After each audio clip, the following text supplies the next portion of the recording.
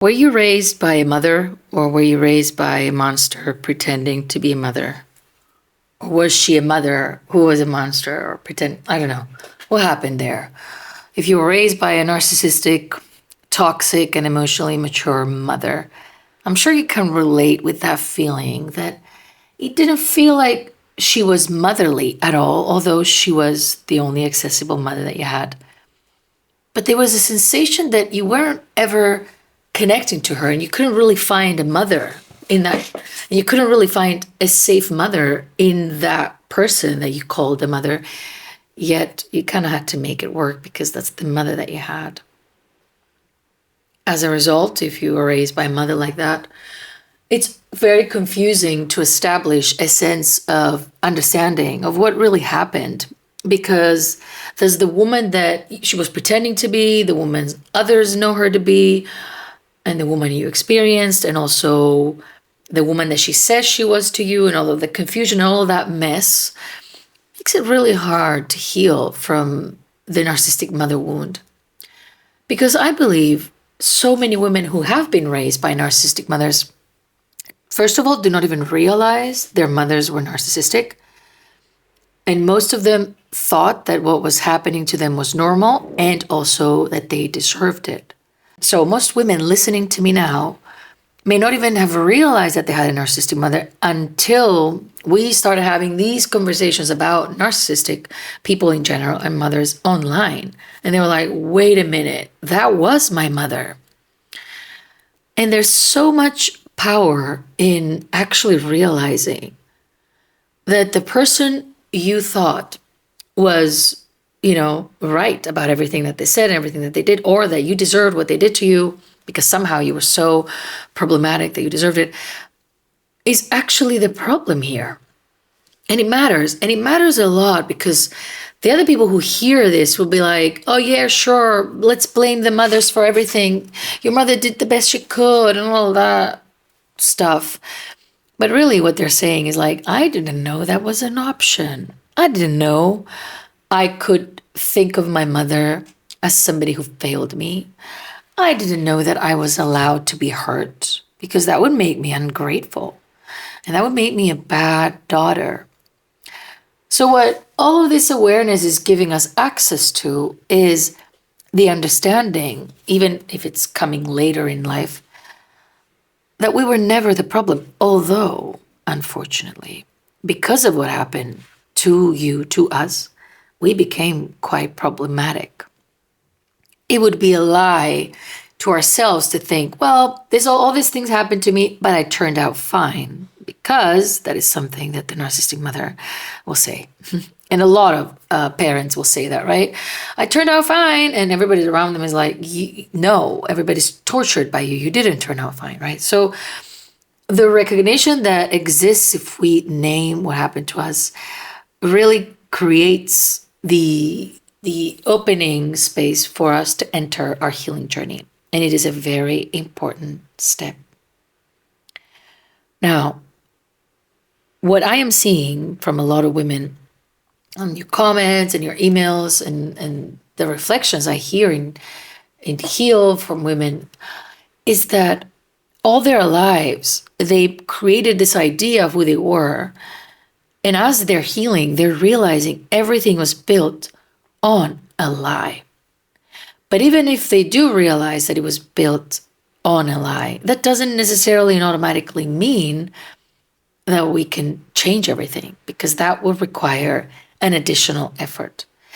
And the effort that I'm talking about is, most importantly, the effort to be good to ourselves, something that most daughter of narcissistic mothers struggle with immensely. And the reason is not because something's wrong with you and you can't just learn how to be nice to yourself. It's because you just absorbed how she treated you as your internal way of treating yourself. So you're all out here mothering yourselves. It's just that the mother that you're following as the blueprint of mothering yourself was a toxic, mean woman who possibly really disliked you, right? And she had a lot of aggressive and hateful feelings towards you, or projections really. it wasn't a clear thing. It wasn't a safe thing. It wasn't a kind thing. So you catch yourself being horrible to yourself constantly. And it takes such an effort to be nice to yourself. And when you do, then you do it for a little bit and then you stop because you're like, yeah, whatever. So basically you're dropping the act, just like your mother did. Maybe she had moments where she was nice to you and then she would just flip all the way back because it wasn't genuine. And that's the problem. When we're trying to reparent ourselves, a lot of people would think, I'm just going to love myself. Tell her I love her. Tell her she's so cute. And take her to have ice cream, do a pedicure. By the way, a lot of our self-care practices are beautifying practices. Have you noticed? Just a thought. But nonetheless, it feels like we try to do these things, but they're fake. What really shifts is not when we're faking, but when we're really and actually connected with the fact that we deserve someone to be kind to us, that we deserve kindness and empathy and patience and love from ourselves. But at this age, after we're children, we don't think we deserve it because of what our childhood taught us.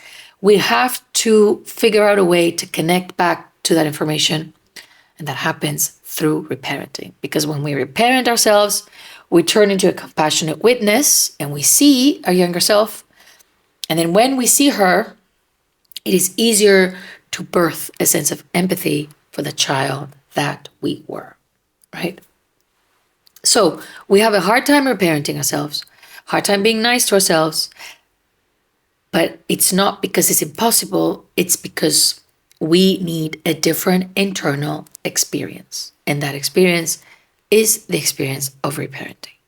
I'm going to pause here and say that I've just launched a new experience dedicated exclusively to the daughters of narcissistic mothers, where we break everything down when it comes to the narcissistic mother wound. We explore the beliefs, we explore the inner critic, we explore how that sort of created who you are today. And then we design the ideal mother that you need based on what happened to you and what you lacked. And we wrap it up with a beautiful hypnosis that you can keep coming back to and can anchor you back to the sense of genuine reparenting of the self, not fake stuff, but genuine, connecting back to genuine. So check it out. You're going to find it somewhere in the links. It's called the Narcissistic Mother Wound. All right, going back to what I was saying. So we have all these difficulties. We know we need to reparent. And then even if we're told, okay, this is how you reparent and all that, we lack the desire to do so. Again, because we lack we lack love for ourselves. We don't believe that we deserve our time, our patience, our kindness. We just want it to be fixed. We just want that mother to give it to us. Or if you're now in the loop of trying to find unavailable men and go through narcissistic partners and all of that, you're going through the same thing just with them, right? It's people who can't really love you and you're trying to get them to love you. So my advice when we're sort of dealing with all of that and we're trying, I need to repair myself, I need to do this work, but I don't feel like doing it. It doesn't feel right. I just can't bring myself to do it. Why doesn't my mom love me? Why doesn't this man love me? We're trying to correct it through all these other pathways. We have to connect with why it is important for us to heal and what is possible for us if we heal, right? So what is it that we want to heal? What is it that is really, messing us up? How and what are the ways in which we're struggling because of what happened to us? And that's something that we have to look into and we have to understand, because knowing exactly what happened to us, what we believe because of it, and all of that is important so that we know we have a bit of a compass as to where we're going with our healing journey, right? And then if we're thinking about first of all, what happened to us, right? In terms of what do we believe about ourselves, about our worth, about our lovability? Do we trust ourselves? Do we hate ourselves? Are we afraid of all these bunch of things, right? We have to do a bit of an audit there and see what's happening. But also, we need to connect with a vision of what is possible for us on the other side of healing. And what is possible on the other side of healing may not be some fantastical scenario of you living in a castle, marrying a prince, becoming a billionaire and all that. But there has to be an intention within that you want to feel better in your experience, and that there's a possibility to achieve that.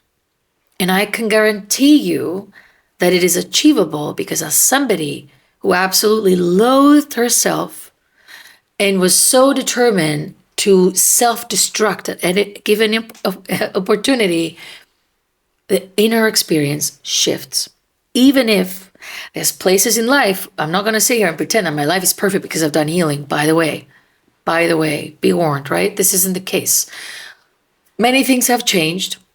Some things keep happening. I'm dealing with them differently. I'm learning. I'm coming back.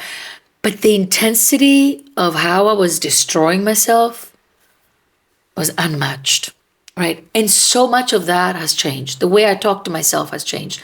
The way I experience myself, the way I cope. So essentially what we're hopefully able to connect to is not some fantastical version of what is possible. I'm going to manifest amazing things, which, by the way, it's going to be possible and more possible. But that's not it. It's how I feel inside. Because even if you don't heal your mother wound or your trauma, you can manifest stuff. And you can be miserable, continue to be miserable, and wonder why I'm still miserable if I manifested the stuff. And that loop will also never end. So it's never the stuff. It's how I want to feel inside, right? So if you think about what happened to you with that narcissistic mother and what it has cost you, then it's easier to start believing that there's one more thing that you can do to try and help yourself out of that. Do not give up, is what I'm saying. I read a comment the other day. Someone said, I'm done with this. I can't do anything about this. Don't give up. Don't give up on yourself. Don't give up on allowing your inner experience to cultivate the empathy that you need so that you can start to at least live a life that is better than the one that you're living now. Even if externally not many things can change at the moment, although naturally they will, but it's internally. And if you can create a safe home within, then life becomes easier to navigate. And that is what you weren't given. By not being given a safe experience with the mother, you were not given a safe experience within, because she was that first experience that was going to teach you all of that, right? So sit down and realize what this relationship has cost you. What happened to you because of that relationship? And then based on all of that, start thinking, what would be possible if those things weren't present? What is possible for me if I don't have all of these things happening to me, right? If I don't have all of these symptoms, this aftermath of being raised by a woman who was so unsafe, but also she was the person I kept running back to, and you keep running back to, right? So all of that confusion, we need to sit with it, and which is why I created this experience. Although I have Heal, which is an entire healing journey for everything, right? From childhood trauma to conditioning, patriarchal conditioning, to the good girl conditioning, and to self-actualization, really, to set goals, to come out and be the woman that you're meant to be, right? I have that. Although I have that, this specific experience is designed to just help you focus on the remothering process and cultivating the inner mother within, right? And that inner mother within is going to be, surprise, surprise, nothing like the mother that you've had. That's the idea, right? To look at that woman and what she did to you and what you believed because of it, and heal all of that, and then create an inner experience as if she never did any of that to you, kind of thing, right? It's almost like as if she never happened to you.